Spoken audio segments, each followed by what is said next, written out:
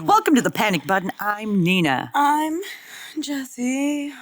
And today we're talking about non-binary and what that means. For me personally, there's always been an element of dysphoria that comes with being non-binary. I'm like bald and I have like a lot of body hair and I have a lot of facial hair. And so it's like really easy for me to be coded. To break out of that, it becomes a very sort of difficult conversation internally to have because you're like, well, do I have to remove all those things that make me a man so that I can become non-binary? For me, the answer obviously is no. But that was something that I've struggled with for a long time. Approaching the conversation around transness for myself was even further away because you're like, well, not only do I have to get rid of all the features that are supposedly making me, but I have to do like additions or extractions so that I can conform to what it means to be trans in society. And I think that that's an issue not with how we define transness or how we define non-binary individuals, but I think it's how society's expectations on how you should look or behave in those, in those roles. I think non-binary to me. Did you catch any of that? Yeah, so you said that those things shouldn't make you who you are, but those are descriptors for those specific qualities, no? Who? Your beard and your baldness and your chest hair makes you a man, right? No, your chromosomes make you a man. But the physical features that come with that are chest hair and a balding head and a beard and mustache. That comes from testosterone. Which shows that you haven't taken any steps in feminizing yourself like that. Well, he is wearing makeup. But you're embracing the masculine side over the feminine side, so are you non-binary? And he's saying that there's a problem with us describing non-binary under certain terms. Like, oh, he's not feminine enough to be non-binary. But if I saw you, I would not Think you're non-binary. Exactly. I think you are a guy. a gay guy. A guy. When I hear non-binary, I think androgynous. And what Yeah. androgyny means is you can't tell if that person is a man or a woman. And that's androgyny. It's Yeah. being so confused you have to Google the person to see what they are. Like, it's Pat. Did you catch anything else that man was saying about There non-binary? was so much nonsense that was going on. I would like to call him verbose because all that was just nonsense. I agree. I think non-binary to me is getting to have autonomy of choice in terms of media. The way it's represented is always within like one very specific context, a very like white androgynous, like skinny context. Like it's very weird the way that media has decided to be like, okay, we see it, but just like this. Pre-T, I felt like I had to censor a lot of my relationship to femininity because of misgendering. And then on T, then all of a sudden I was like, yeah, I can paint my nails now. And I was like, why did that relationship get to be there before? Because I'm like, it doesn't have anything to do with nail polish. It's like, He had to censor his relationship to femininity because of misgendering. What? Pre-T, that means before this Testosterone? person was on testosterone, Okay. they felt like they had to hide certain attributes of their relationships under femininity. Of their femininity because of misgendering? Like, first of all, this person thinks way too much about themselves, and they think way too much about how other people see them. Don't they all? Where you're deciding not to do certain things because people will misgender you, that's just makes you a weak person. I don't see people like this and think, wow, they're strong. They are tough and resilient people. I don't think that. I think, wow, they're just very weak, fragile people who will lash out and scream because they don't know how to use their words unless they're going to toss some word salad at you, which just means a bunch of nonsense. That's what I don't understand about, I don't understand what they're getting at here. Me either. and on T, then all of a sudden I was like, yeah, I can paint my nails now. And I was like, why did that relationship get to be there before? Because I'm like, it doesn't have anything to do with nail polish. It's like, okay, well, what do I actually... So they're saying before they got on testosterone, they couldn't paint their nails. Why? They just didn't want to, I guess. Okay. But then after testosterone, they wanted to paint their nails. And they're asking why they didn't want to paint their nails when they weren't on testosterone. Why? It's Do about- these people think so much about themselves? It's sick. It's about being quirky. I want to be a man, but I still want to wear nail polish. I want to be a woman, but I want to keep my penis. Like, You're way too into yourself. Go volunteer at a soup kitchen. Get your head out of your rectum, because it's all the way up there. Good luck with that one. And no wonder you're so confused. People who think about themselves this much, it's no surprise to me that they have mental issues. None at all. I wouldn't want to be in your head. I don't see why you can't just like paint your nails regardless. Why are you overthinking everything so much? Just do it. You see, this is the thing that you're doing that's misogyny.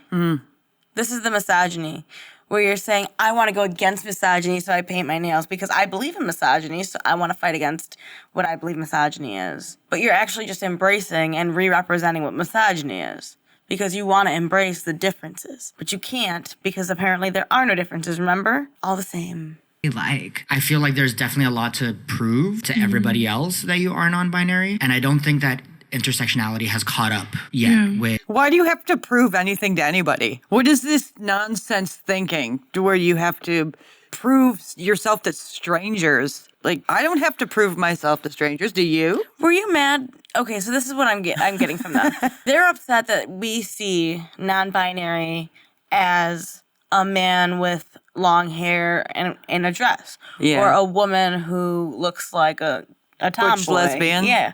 They're mad about that, but I have a question for you. Were you ever mad in the 90s with how they portrayed lesbians? Yeah, I wasn't mad, but it scared me because I thought I could only get butch lesbians because all we saw were people who are lesbians in movies being ugly and butch.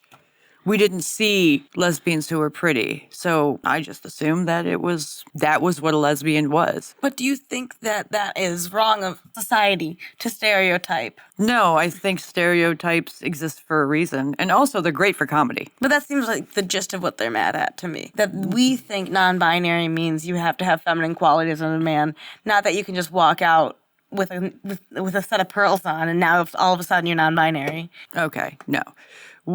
Non-binary to me is just androgyny, which is if I can't tell if you're a man or a woman, like it's Pat, right? So these people are failing at non-binary. Oh, yeah. When I can look at a person and not know if it's a man or a woman, then you've accomplished non-binaryism. But if you're just a fat woman with purple hair, with a crop top, Janko pants, and you're screaming, I'm just going to assume that you're an obnoxious, mentally ill woman who has been spoiled her entire life and needs a good slap. I'm not going to think you're non-binary. I'm going to think you're an ass. What it means. I think so often the media makes it seem like non-binary is like complete androgyny, like it's like the exact middle of masculinity and femininity, and they treat it like it's like a third gender on its own. You're like, no, it's not that. Well, then explain it well, you dumbass. No one can explain this. They act like it's its own gender. Yeah, but it's also trans. Remember, but it's not its own gender. Why? It has what? So hang on. You're saying you're non-binary, which means you exist outside of the two that do exist, which means that hypothetically it's a third gender category. But I also thought you were the group of a million genders. Right.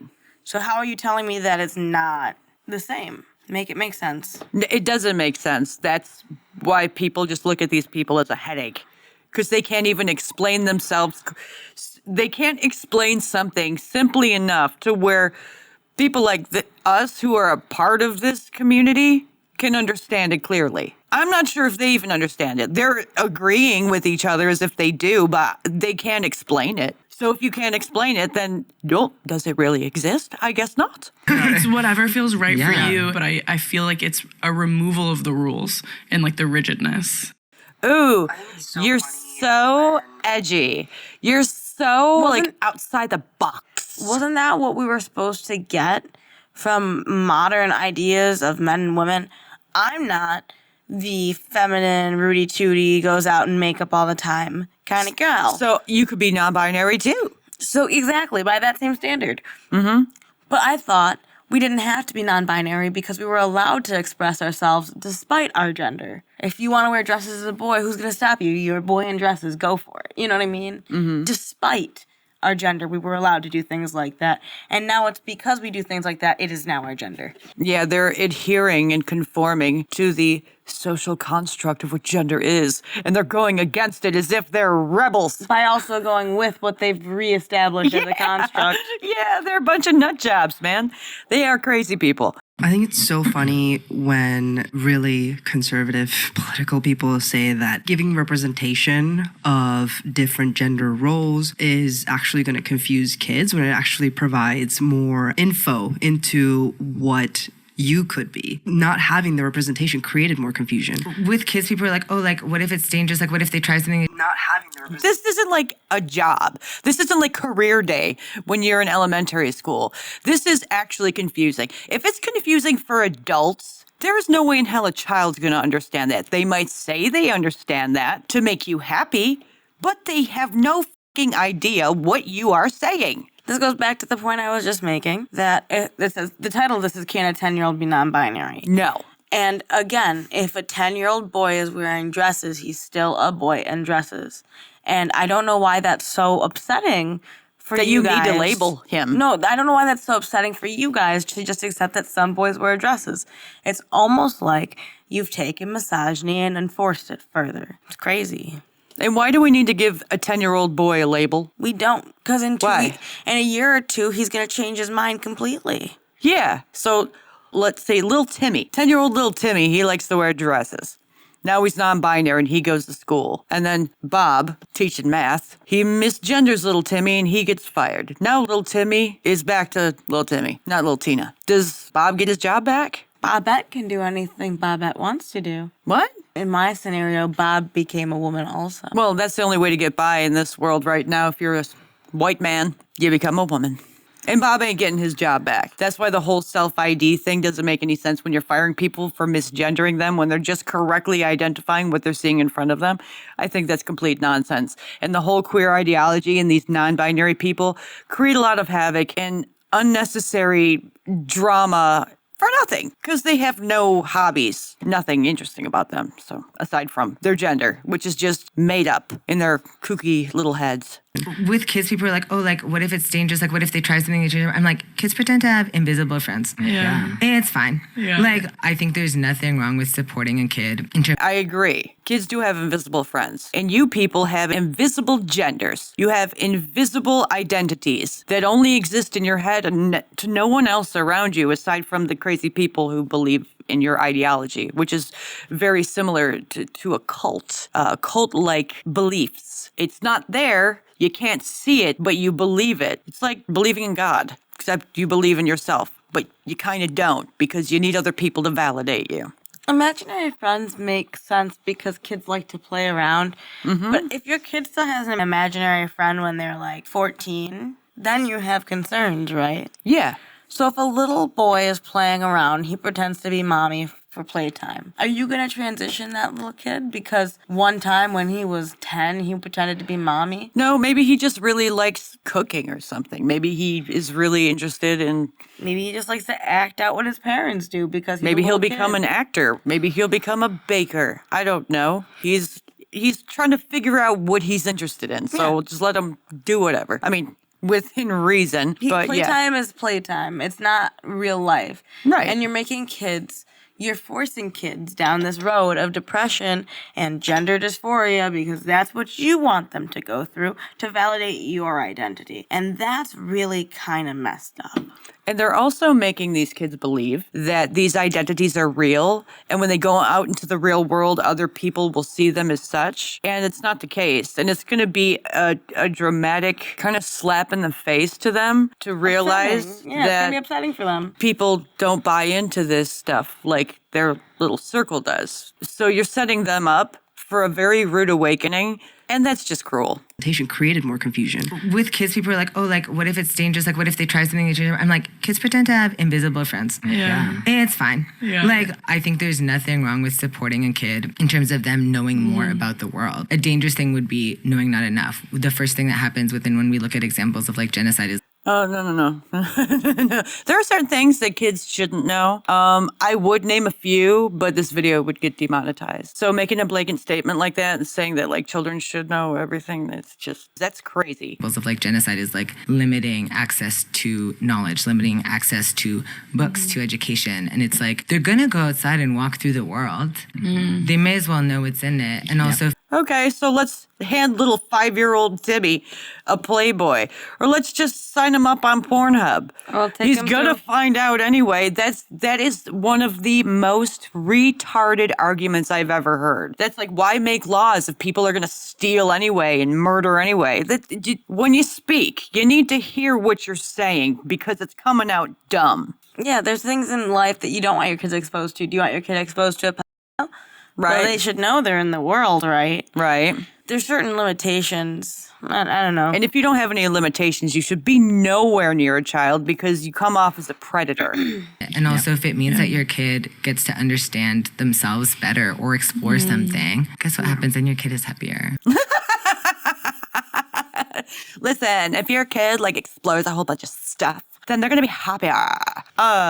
What I heard was a bunch of bullshit. And you know this from experience. They know about kids from experience. They know that they can make a kid happier by letting them know everything about the world. Your kid's gonna be happier. You're being facetious. Yes, that is crazy.